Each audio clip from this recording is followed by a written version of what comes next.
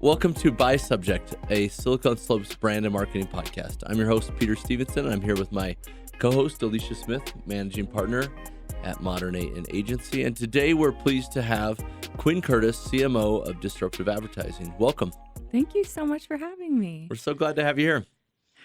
So tell us a little bit about you, like where you grew up, where you went to high school and college, what's your vibe growing up? Who are you? My vibe growing up, that 80s vibe, Yeah. right? So I grew up in the Sandy Midvale area of Utah and went to Hillcrest High School, so Husky. Mm-hmm. And I'm a actually, Hawk. are you a Hawk? Mhm. My goodness. Yep. What a small world. Yep. Yes. And actually met my husband there even in my junior year. We met and That's cute. cute little love story that didn't feel like a love story at the time. Felt like a stress and drama story, but it led to a love story. good. So it worked out.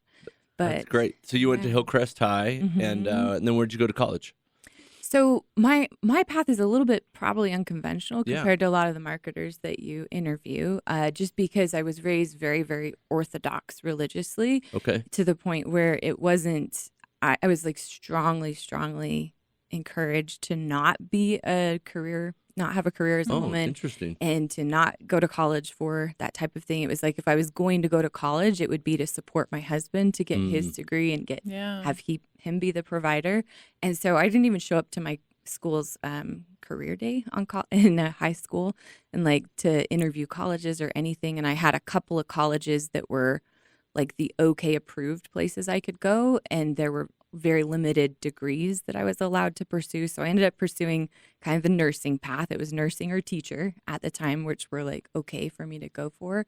And so I went forward with that, worked in the medical industry for a little bit, but was just miserable after like the second doctor that I worked with having a nervous breakdown due to the stressors there. It's like, this is just not a happy path. I'm not having joy here. And so I left that and then did really surrender into just being the mom for a while. And so I really didn't even get into marketing until like I had to find the back door because it wasn't at all okay for me to go. I had zero support if I wanted to pursue a career like that. So yeah, kind of a wilder path. What years was this? So you went and did you get your nursing degree then? The medical math class is what killed me, Oh. and so I dropped out after that point. Okay. So I was a phlebotomist up at the U. Okay. I did medical assisting. I got my medical assisting degree from LDS Business College, which is so ironic because like I could have had a business degree at that school, and in hindsight, I'm like, oh, that would have been so much more my alley. But I did medical assisting, did that for a couple years, and then that's when I left after that point. And then went and did the mom route for a little bit. Yeah. Which is an amazing thing to get to Not do. easy. It is. not easy. Yeah. Yeah. And it just wasn't ever like my dream. And so I kind of more or less was just doing it because it was the right thing to do. Right. And I am so glad, of course, in hindsight, but I have 5 children. And it was like 6 pregnancies in 9 years. So it was pretty wild. And we just hit this point around like my 4th daughter when we were just really, really struggling financially. We had not had a great plan to go into having that many children. And so we, in that struggle was where I started to think, well, now with the internet so accessible, and which ages me, right? But and I'm sure you guys can relate. But like with the internet there and like what could I do at home while raising my kids and do it kind of subtly. So it kind of started as a hobby project. So my first hobby business was to set up an e-commerce store. Okay. And I just went all in. I had like a blast with it, and even like just had a knack for certain like aspects of PR and marketing from the beginning, where I like the store was on Park City television. They promoted it there. Wasatch Woman did a big advertising for an event that we wanted to do for the store. Like it got a lot of traction, but it just still wasn't my passion. But what I had thought at the time was you just build the website and then the online traffic will come, which as we all know is not even possible. Right. And so it like just opened up this whole world of online digital marketing to me that I had to aggressively learn in the trenches to try to figure out my own business's problems. Right.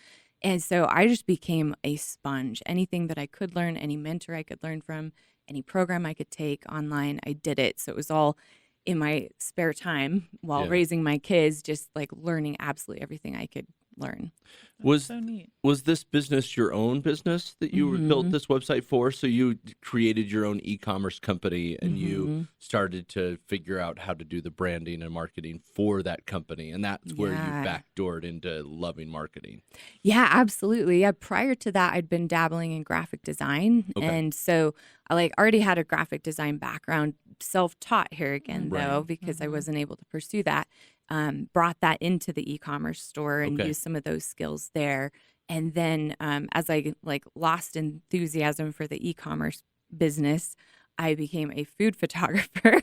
So it's like such a random path. Like I had no idea at the time that all these little random steps would be like totally preparing me really well to be a strong art director and creative director, marketing director, because I just got lots of experience in other ways. So as a food photographer, I was like Utah Business Magazine's food photographer for a long time. And or I mean a long time in those years. So it was a couple years. Yeah. Right. But even Wasatch Woman Magazine's photographer at that time as well. And just got a lot of great exposure and like what does it look like to do all of those aspects of marketing as well. So definitely my background was more in like I was more comfortable in the visual realms of marketing, like the brand identity and messaging and visual aspects of marketing. But I had to really study and learn all the technical aspects. And so that's what I was diving into all the time as well. Can I ask, for some listeners that may also want to be learning in their spare time, what were some of the resources that you came across that you took advantage of to learn the technical stuff?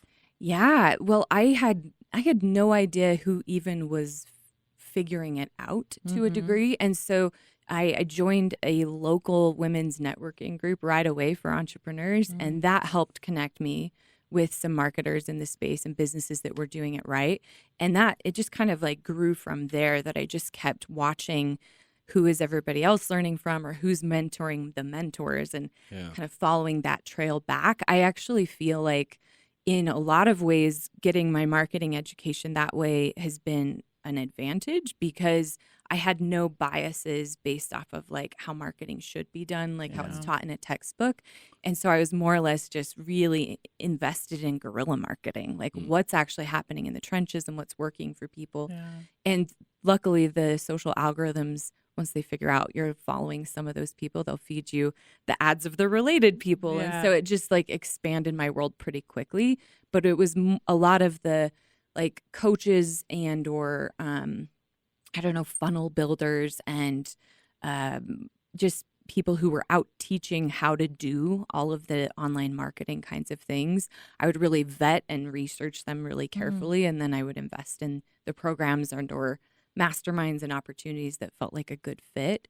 But this is, I mean, it was an expensive education. So I'm not saying it's like the easiest way to learn it, but it was definitely a valuable way to do it too. Not to mention, I'm sure you made quite a few connections along the way. Yeah, absolutely. Expanded that network. Yeah, and which was really important for where I was at that point because I had so many limiting beliefs walking into even being a marketer and being in business, having a career path, that it was really crucial for me to be like in this incubator with all of these marketers and even female entrepreneurs and marketers who were just showing me you can do both. You can be a mom, you can do business. And it was like I needed to heal in a lot of ways. So it was a really important part of my journey, I think.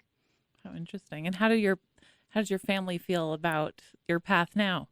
Oh, they're so grateful. My husband and I joke that like we paid for my MBA through the School of Hard Knocks, but but we love it. Like now it was hard. There were definitely moments where he was like, "Why are we doing this again? Is this really ever going to pan out?" Or like, "Are you really getting it?" Because I think that's something you guys could probably relate to in the listeners, that like there's so much of what we do within marketing in the digital space that almost doesn't seem like literal or real. It's hard for people to comprehend it sometimes. Even like I find in executive teams that I've been on and working with CEOs, they have a hard time imagining like how what you're doing in the marketing is actually affecting the business sometimes, right? So we're continually needing to tell those stories. And so my family was definitely in that boat as well, of just like, we trust you, like you're on the computer a lot. We think this is helpful. And so it took time. But then when I first got like my first major like marketing role as a director of marketing for a company that wasn't my own, then that was like a cool moment, because very quickly as I started working with them, they were like, wait a minute, like you can provide such massive value for us. How much do we need to pay you in order to have you full time and like bring your husband home to watch your kids? So I was still a little bit juggling both. And so it was like pretty, it was pretty cool to then bring that into more of like a corporate or business space and see it just directly applicable and how I could help them find those cutting edges pretty quickly. Great. And then how about your parents, or do they feel proud of you now that you've blazed your own trail? Yeah, I think so. I mean, they That's a dangerous question. I know. Just are your parents proud of you guys? Like we're always, that's a tricky one, right? But I hope so. Yeah. I think that they are still, they still have a hard time and worry about like, maybe are my kids okay? So it's kind of like. They always will. Yeah. But we've navigated it well. Well, let me ask you about that first role that you got at doing marketing for a company. So, how did you get that role? What was the company? What were you doing for them? Kind of tell us a little bit about that background and moving in that professional direction there. Yeah, absolutely. So the company it's just a little company called Seedstone, but they were like tiny but mighty. It was a multi-million-dollar company with just a few people in it. So I was able to work directly with the CEOs, but how I got that opportunity was really through that network that I had established prior. They had just, in fact, the owner of the networking group I had first joined is the one who made that introduction to me for them to consider hiring me for that role. And what did they sell? What is Seedstone? You said Seedstone. And I actually don't even know if that company is around still anymore. I think they've transitioned, but they were a like wellness training and marketing development company. It was actually in relation to like selling essential oils. It was kind of in that doTERRA world, which was so random. Yeah. So I came in like A, not believing in network marketing at the time, and B, like, okay, let's try this. This is a little bit different than like all the typical marketing application, but I found it really developed my like marketing education skill set of just being able to help people understand what's essential to be able to market yourself and to be able to get out there. So that training, the reason why I don't think they exist anymore is because everything that we created was eventually purchased by doTERRA International and became their like international training program.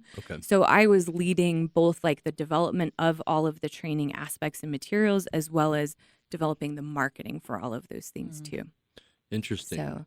So like, what were you talk about, you had some early, some early mentors who kind of were helping you, and, can you tell us a little bit about what made them great and what, if you can name some of those people and shout them out and tell us what was great about them and what they provided to you that really has stuck out, years later. Sure. Well, definitely that owner of the networking group was called Startup Princess. The owner is Kelly King. And she was massively impactful in my journey, has become a really good friend over the years. But at the time, she just kept showing me, well, why not? Why can't you do that? Why can't you just go farther? Why can't you try that? So she was a huge cheerleader and then also a really big connector. And so she was constantly connecting me to other resources. And I felt like the way that she connected with me that I really resonated with is she just never treated me as if I was beneath her. She always treated me as I was a peer.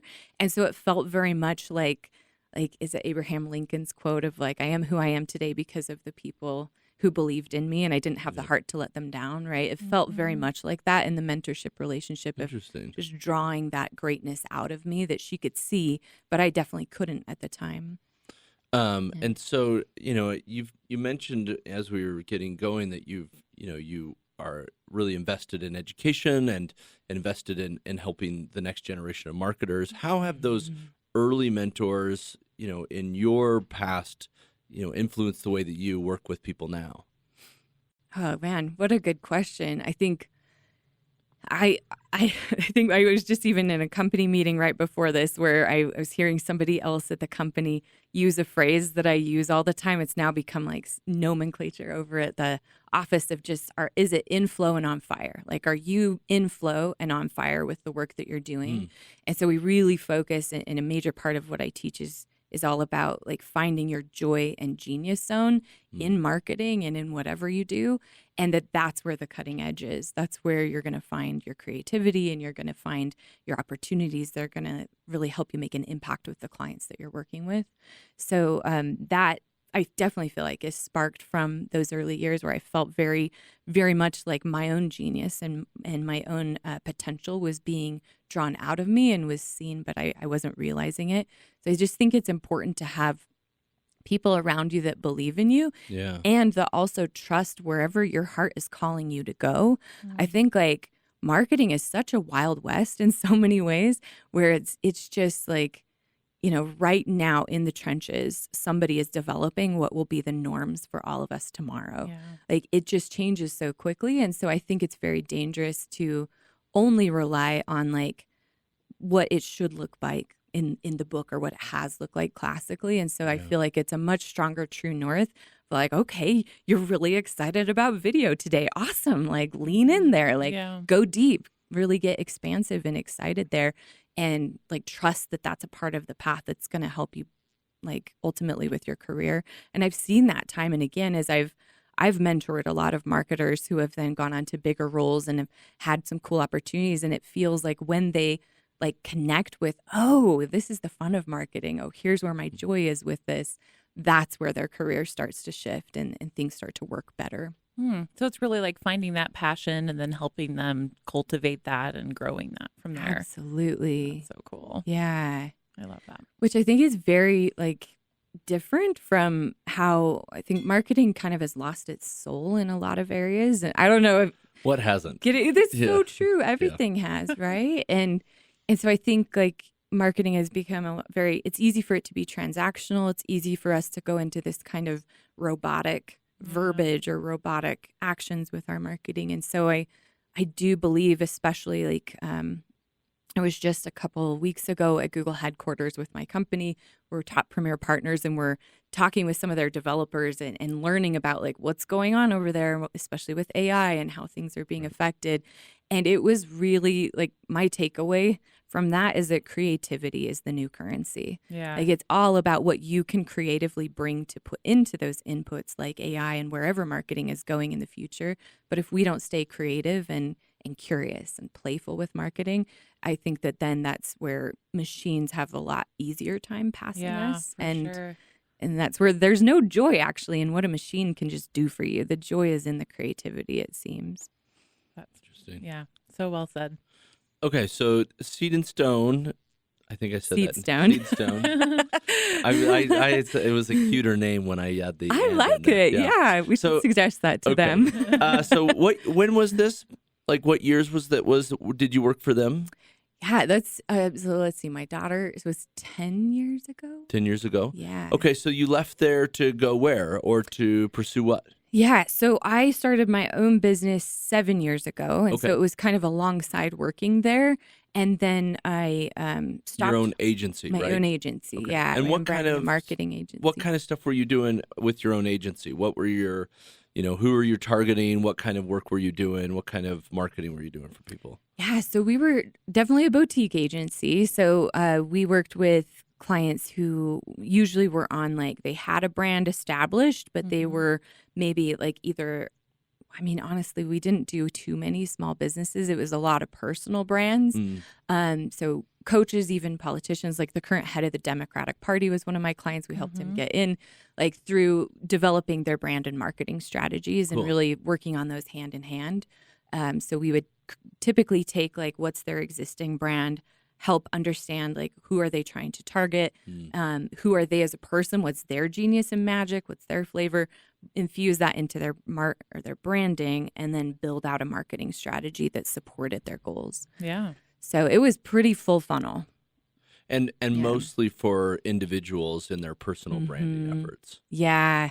I think because I just got such a high off like working directly with one-on-one. Like I love that moment when we're talking about even just mentoring. Like Yeah. I love that moment of helping people see how all of their like what they perceive as their messy pieces of themselves. Like so many Yeah. people come to me and they would be like, well, I don't even have a brand. Or I had one person who said, everybody says I can't do it I can't have my business look like me because I'm tacky.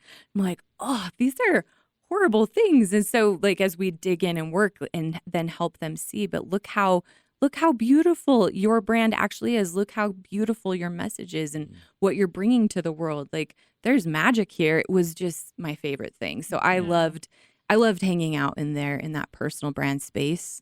Did you have a process that you kind of followed to help uncover these things within the individuals you were working with? Yeah, definitely. By the time I left my agency, I mean shut it down a year ago, like it was a very, very dialed process too. And I even taught it all over, well, in multiple places. Most recently, before I shut the business down, I had this education arm of the brand where I taught a soul brand camp workshop and taught it on the East Coast and West Coast of Australia and lots of digital and online versions of it as well as locally here in Utah. So that was like where I was trying to bake that process in so it was more accessible instead of just those who could afford to work with our agency. Interesting. Yeah. That's such a fascinating thing. I've never really thought about the fact that there were agencies doing personal branding work for people, but it makes total sense. Well, it was a blue ocean in a lot of ways because there's a lot of people not doing it right. And I mean, you guys know this from your industry as well and where you guys hang out. There's a lot of graphic design out there and a lot of people claiming to be brand strategists, but to really understand the art of it isn't common. So yeah, it was fun. And I mean, our prices were high. It was an investment to work with us. And so they already had to be pretty established. It wasn't just like where I was in the beginning of my journey. I couldn't have afforded that. But that's why I built that education arm, because I found there are so many people with a passion for starting something and or just looking at like now, even as I'm more in the corporate world, I see so many I mean, it's almost like as corporate professionals, we've got to be maintaining our personal brands and or building our personal brands at the same time. Like I'm seeing even with like the brand or the marketing strategy for Disruptive itself, which I manage, then I'm seeing the benefit of how many personal brands within the company can we be leveraging to support these efforts, because it's just a lot easier to grow movements and get people excited about things sometimes with that personal brand or influencer model even. Right. Yeah. Okay, so I'm gonna do something I haven't done in any of the other podcasts, but maybe give us like 2 or 3 tips for people's personal branding that they should think about.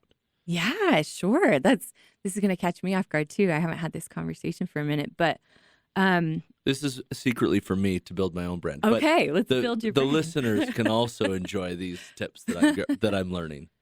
Yeah, I think the biggest place. Well, okay, so a couple of things. I would take my clients and students through a process of just going into Pinterest to figure out your visual brand identity. I think there's a lot of times we get stuck in well, I'm all about wellness, so I have to use green. There's got to be a leaf in my logo or something. Sure. And but actually going into Pinterest, especially if you're building a personal brand, and just like set the timer for 15 minutes and pin anything and everything that just lights you up. It doesn't even matter what it is. It could be home decor. It could be fashion. It could be colors. It could be places you'd love to visit. But as I saw everybody doing this over the years, like you start to see themes and you start to see a flavor showing up. And I used to tell everybody that it's your dichotomies that actually make you irresistible.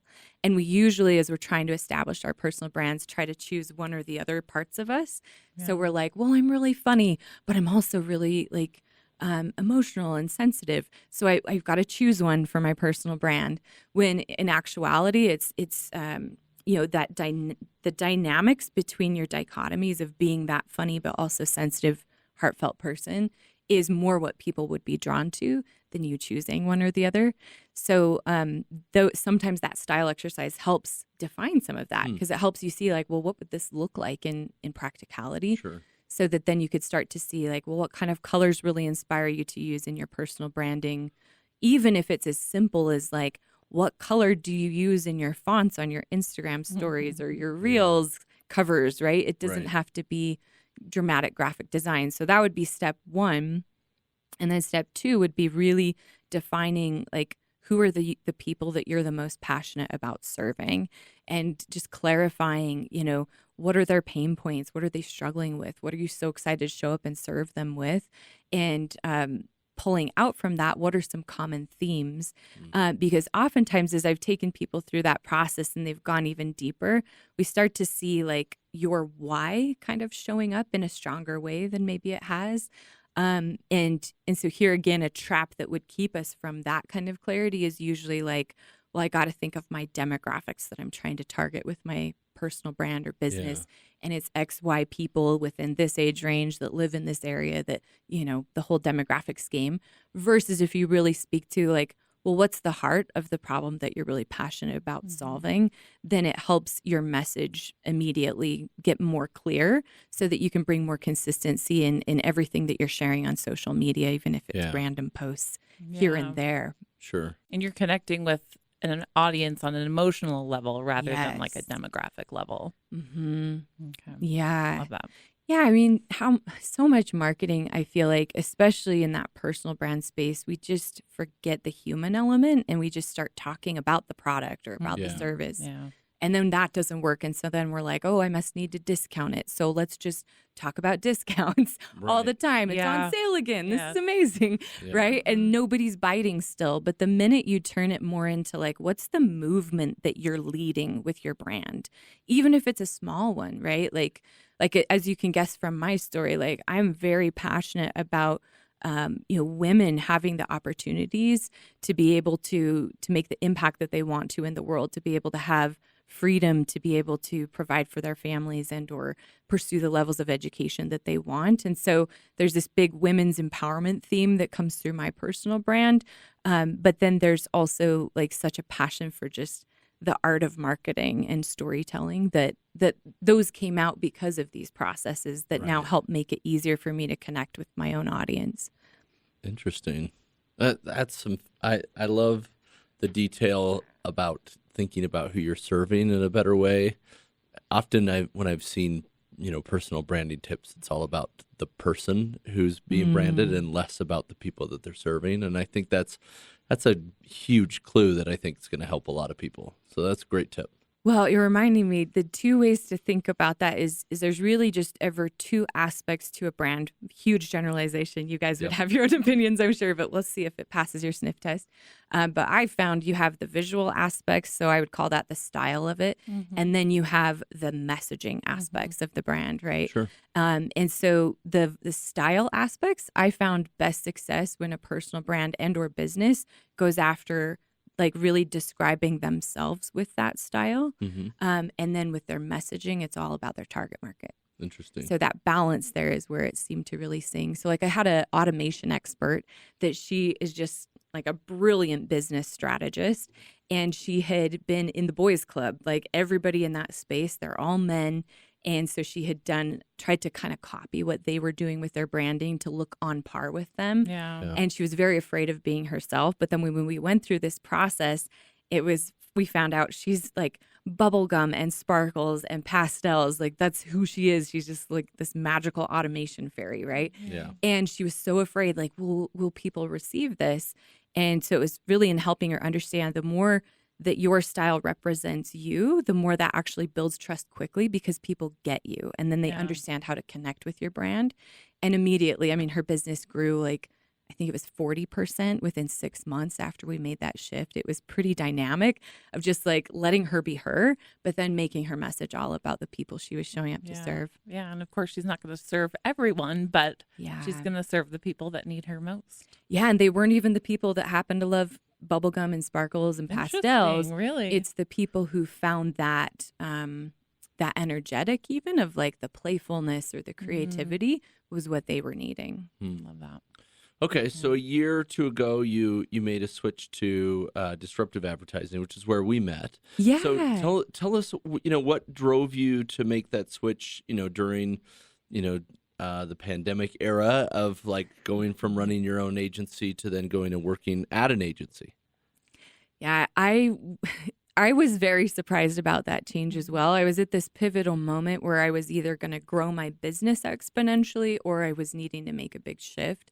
And so I had a lot of mentoring to try to help me with scaling the business dynamically, but I knew it was going to be a ton of work, and I was hitting a point where I had done like entrepreneurship on the side of like directing marketing for companies, and or had seasons of just doing my own business as well, where I just was tired and I was kind of lonely even of just like, I had my own business and my people that work with me, they were amazing and still are amazing. I still have relationships there, but it is different like having a relationship as the boss versus just having a tribe. And so I just had this vision of like, hey, if I made that switch, it would be incredible to for it to feel like a tribe and a family that I was joining.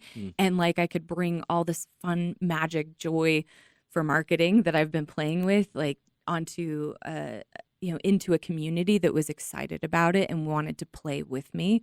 So even like the CEO after my interview and it looked like this was the right decision to go because I really aligned with his vision and mission, even with marketing. And we have very similar values and dreams for the impact that marketing can have, or meaningful marketing can have in the world.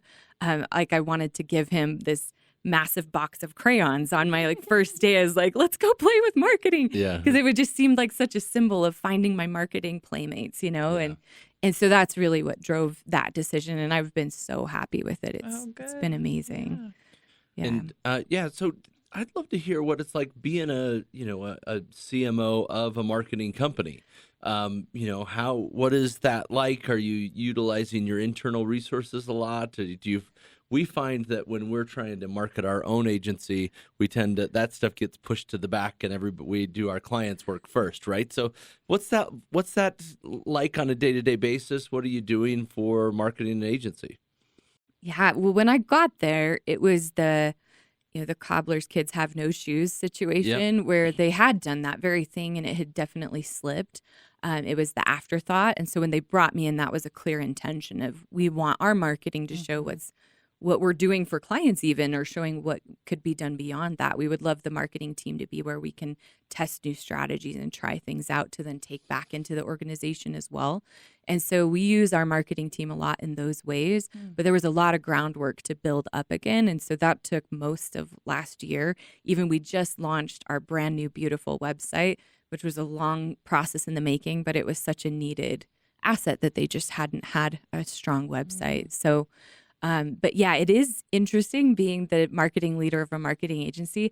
I mostly love it, but the part that sometimes I just have to have patience with or it invites me to become a bigger, better person is you have kind of a target on your back all the time, because maybe not even a target, but everybody has an opinion about what you're doing and how it's being done and how it could be done better. So we hold ourselves to a very, very high standard on the marketing team. And it is like the best of the best marketers within the agency that have the privilege of getting to work on that account. And that helps shift some of those dynamics so that we're bringing more of our best work into it instead. And that's been a big shift. But in my role, I also we merged the sales and marketing teams. So I manage both, which has been a absolute joy because I have a lot of passion for sales as well. And it gives me full access to the entire funnel and allows us to really make sure we're impacting the whole thing.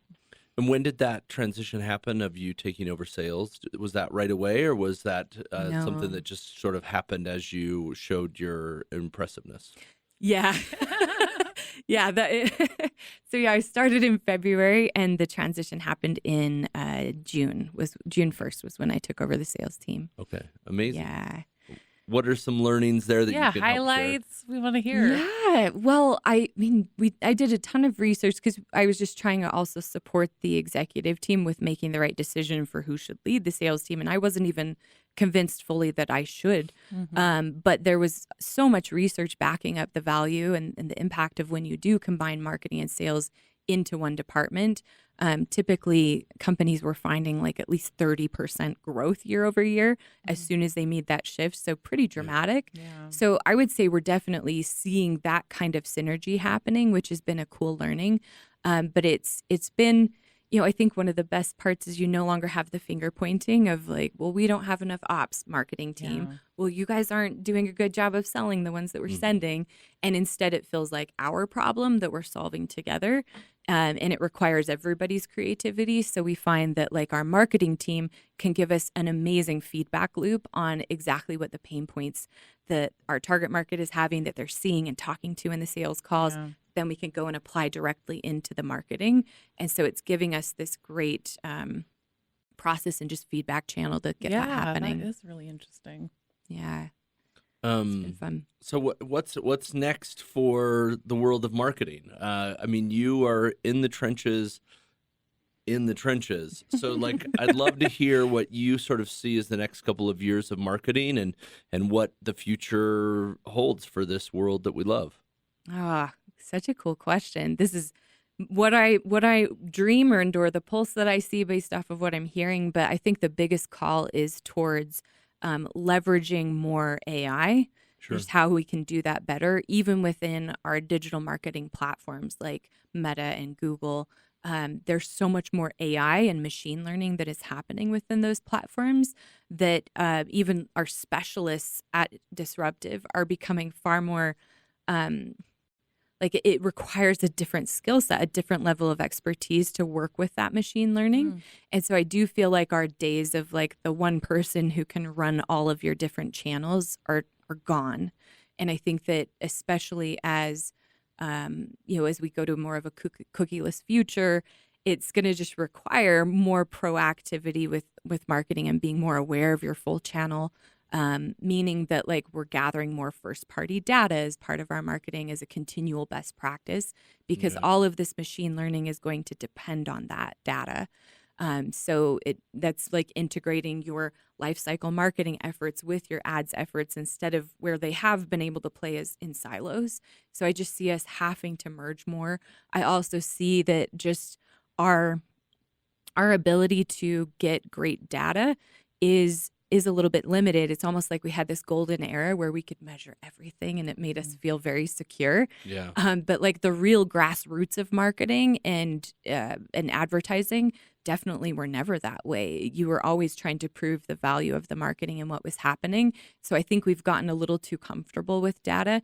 And what's actually true is we're needing to look at more of like blended results, blended effects instead of as much by channel. So I see a lot of like even clients that we work with who are still preferring like, let's work with PPC and or Meta because it's so measurable, and they're scared to branch out into even something like TikTok, which is incredibly viral and a great opportunity, but they're terrified because they don't have as strong as visibility as they do in Meta and Google, right? And so I think like we've been pushing a lot of, or not pushing, but encouraging a lot of our clients to start looking more at blended results like for lead gen, what's your CAC to AOV ratio? So your cost to acquire total, are we driving that down overall through your blended results, including SEO efforts, right?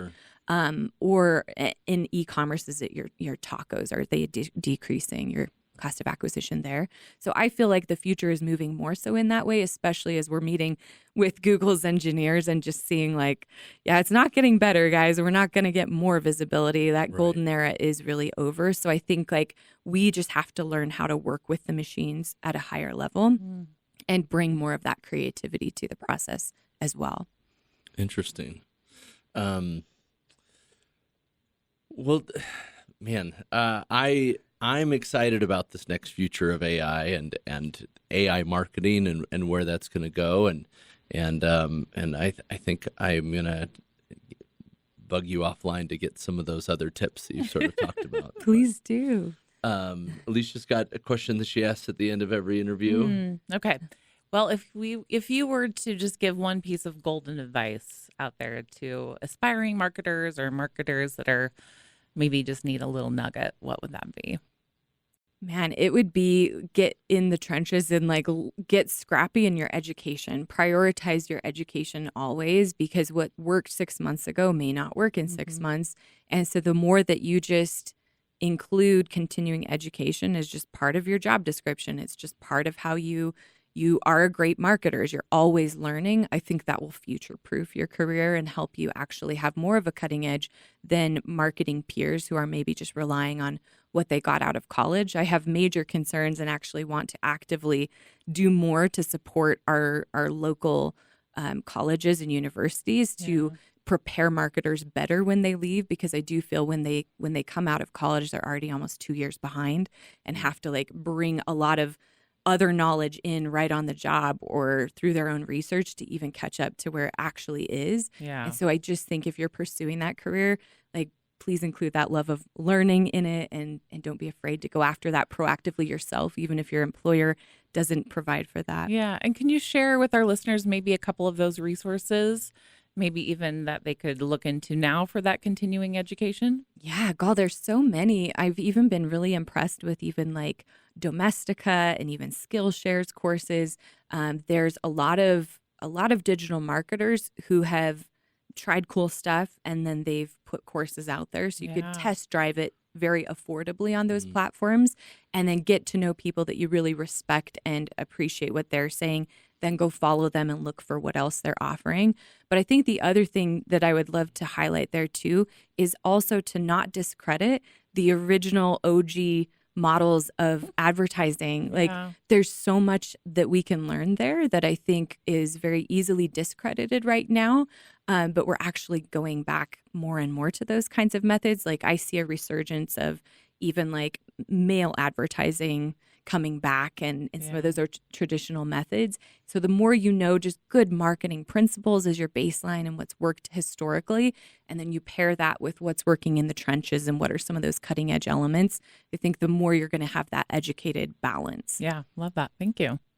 And my final question and my favorite is tell the people where they should go eat or drink or go to a coffee shop. Where are some places that people should go and check out here along the Wasatch Front? My absolute favorite has to be Brasa Grill. I love Brazilian food, and so they are the best. There's a lot of good Brazilian in this state, but Brasa is my favorite. Okay, good to know. I think, is that the one that's down by Fashion Place? Is that where it is? So yeah, there's one by Fashion Place. There's also one up here in right off just in Lehigh. Okay. So yeah. Oh, okay. You've got one really close. And it's to like Silicon an Slopes. all-you-can-eat place, right? Isn't that right? Yes. Meats. Yeah. Yes. Meat. Yeah, you got meat, an amazing salad bar, and then the grilled pineapple. It's just perfection. Yum. So Brasa's the place. Yes. All right. I'm excited. I haven't, it's been a long time since I've been to a Brazilian steakhouse. I'm going to need to check it out. I think it's time. It's time. It feels like it. And I was curious what you guys would say though. Do you? Well, we talk about this all the time. I think right now, if you were to ask me, the thing I'm hankering for right now is probably like a Pretty Birch sandwich. Ooh. Like a hot chicken sandwich sounds really good right now. Yeah. And I would probably say it's a toss-up between sweet potato fries and a good burrito from Alberto's. Ooh.